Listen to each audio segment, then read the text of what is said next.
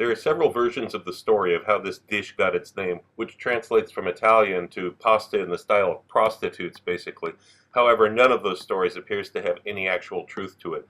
The recipe first appeared in an Italian cookbook in the 1960s, and there have been many versions over the years.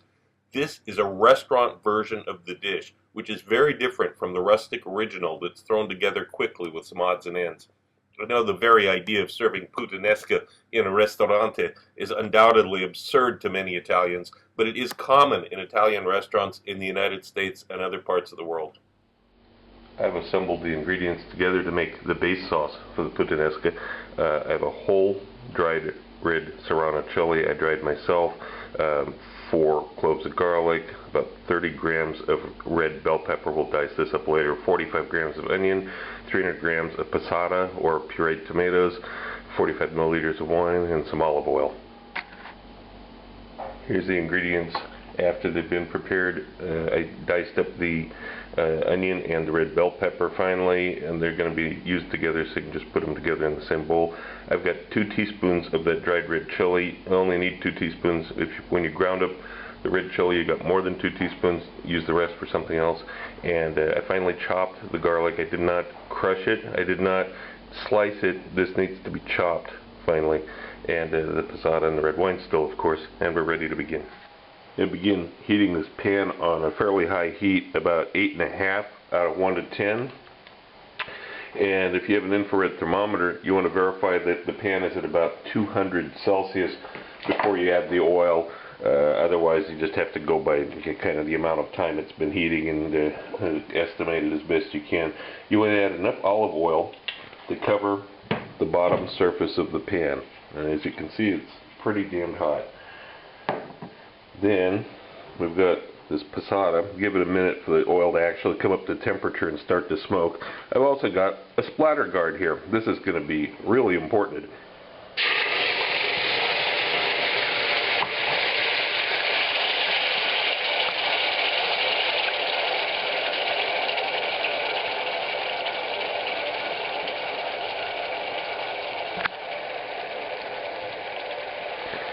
Okay, now that the splattering has subsided, we have the crushed red pepper.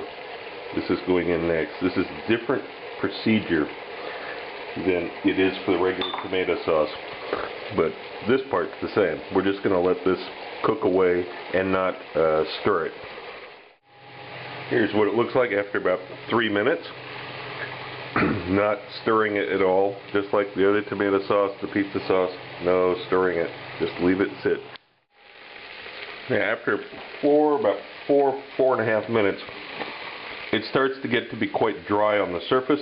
This is where we're going to add these peppers and onions and sprinkle them evenly, and the moisture that these liberate will help keep this going. And we're also going to add some salt to it at this point, because the salt will bring out the moisture in that too. I'm going to add about 3/4 of a teaspoon of salt. And again, just let it keep cooking, still no stirring. Finally, after about 5.5 minutes, you start to actually smell the aroma that it's going to actually be burning next. That's when we're going to stop it. Going to add the rest of the tomatoes. You can see it's really brown on the bottom, not actually burnt. It's just really caramelized. That's okay, that's what we want. Don't be afraid. You won't get the deep flavors. Now, I scraped it up with the rest of the tomato sauce. I'm going to add the wine. And this will help deglaze it too. You can see all that stuff on the bottom is coming up easily. It's all coming up. Now, add the garlic in.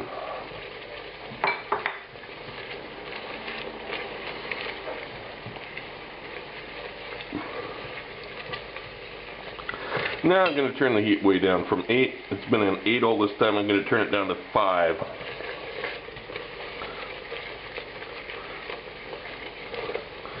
And we're going to let this simmer a little bit more, like this.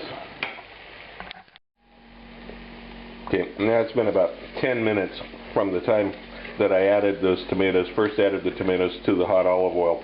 Now here's where we add the controversial ingredient. If you're a purist Italian, you can use anchovies. I'm going to use about a tablespoon of Thai fish sauce, which is made from a fermented fish. It's fairly similar in anchovy in flavor. Actually, I think it works better in this recipe. Yeah, I know Italians want to wring my neck for this, but sorry, it works well. And if you don't get told that that's what's in it, nobody would ever be the wiser. But you can put crushed anchovy in this if you like it, if you want to use that instead. I think this is better. Okay. And it's basically done now. Now it's at about 11 minutes. I'm going to kill the heat. Remember, this is going to get cooked a little bit more when it's with the Puttanesca. And this is your real deep, dark, earthy, bottom of the ocean flavor that you need for this dish. This is what you can't achieve quickly if you're trying to make Puttanesca on top of the stove. A little bit of this, though, in the dish will add some real character to your dish.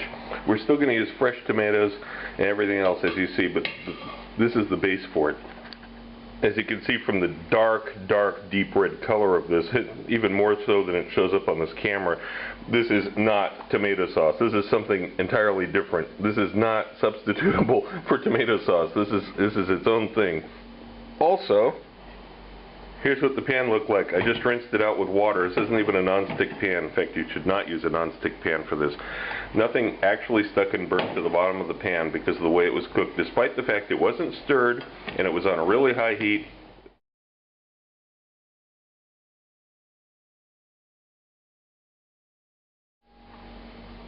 I have the ingredients assembled for the puttanesca. I've got some fresh basil leaves, olive oil, red pepper flakes, 16 black olives. Kalamata are nice.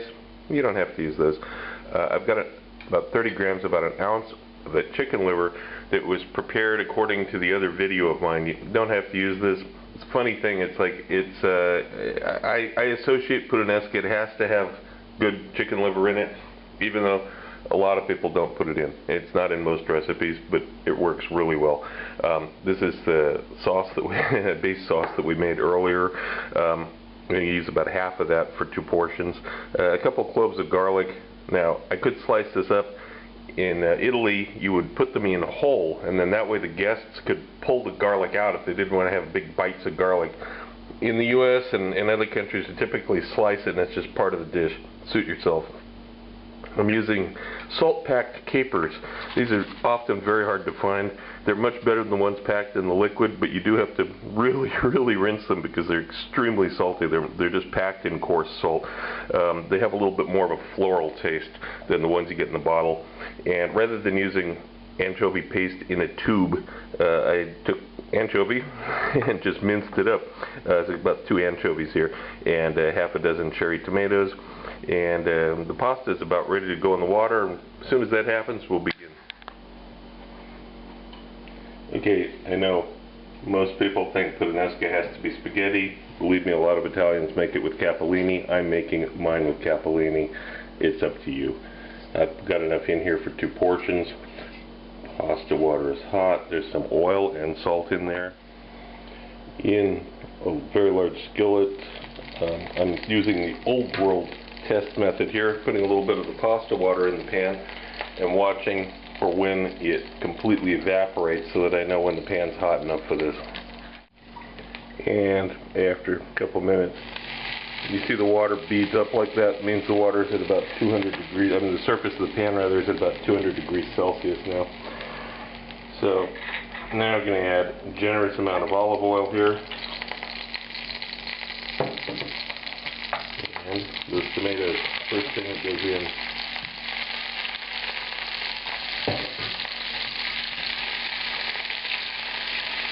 These need to get cooked well and broken down at a high temperature.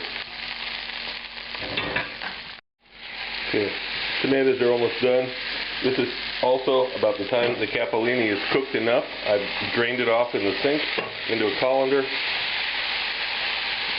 I'm going to scorch these tomatoes just a little bit more. You can see they're starting to get some black thing on them. That's what we want to see. That's the color we want to see. Now I'm going to toss this garlic in. the olives, capers,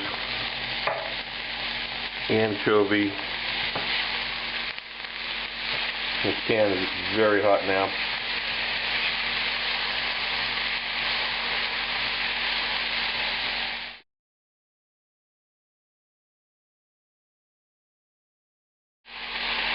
The base sauce.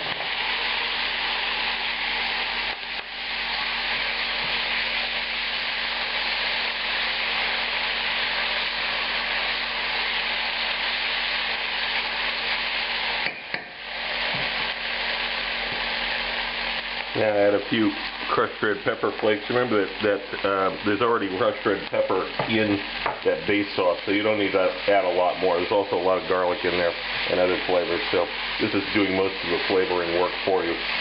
Most of the work in cooking this stage is in getting those tomatoes blackened. Okay, now we're going to add this back in, the pasta, the chicken liver, if you're using it. Of course, you don't have to.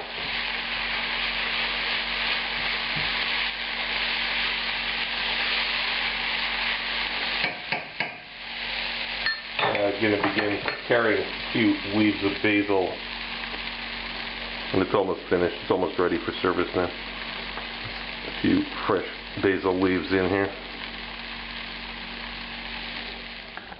Get it out to a plate. Add a little Parmigiano Reggiano, a little wisp of basil, fresh basil on top here.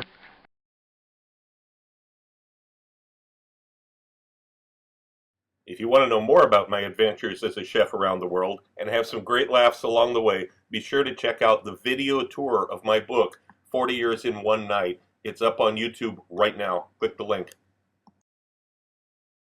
If you like my videos, look for my cookbook, now available through Amazon, Barnes & Noble, and other internet bookseller sites. Also look for my cocktail book, Cocktails of the South Pacific and Beyond, Advanced Mixology, available through Amazon online.